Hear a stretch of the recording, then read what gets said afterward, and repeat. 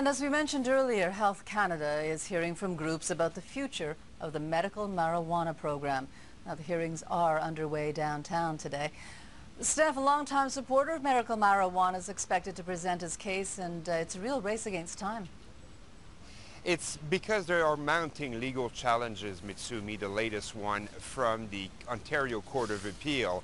And yet the context is this: legal medical marijuana has been technically legal in Canada for almost a decade thanks to a Supreme Court ruling.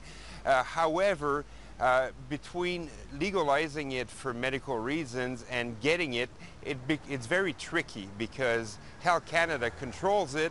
But to get a prescription from a doctor is almost impossible. Doctors just refuse to go along with this. And this has created an industry in the past 10 years where dispensaries, or as they call them in Montreal, compassion clubs, have been supplying the pot to patients without prescriptions. This has opened up another set of legal problems, and where people thought that, well, this was just a way of legalizing drug trafficking, for example. And you may remember a few months ago, Montreal police closed all the compassion clubs in the city.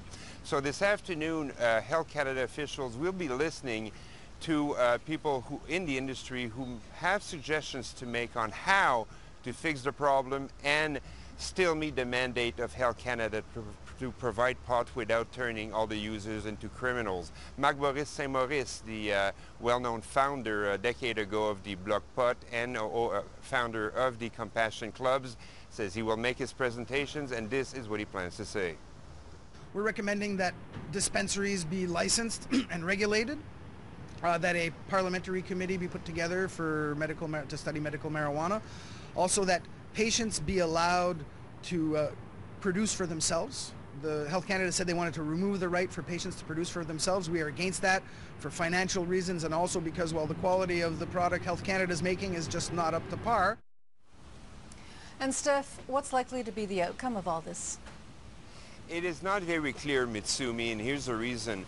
The Conservative government in Ottawa is not sympathetic to any movement to legalize or decriminalize marijuana, even for medical marijuana purposes, but they might not have a choice between now, because the Supreme Court is now hearing the appeal on that Ontario Court of Appeal ruling, and whenever the case has to be debated, the government, Health Canada, will have to be able to bring some arguments, and this is what it might be used for. Okay, thank you very much, Steph. And that's Stéphane Giroux on the Health Canada hearings on medical marijuana program.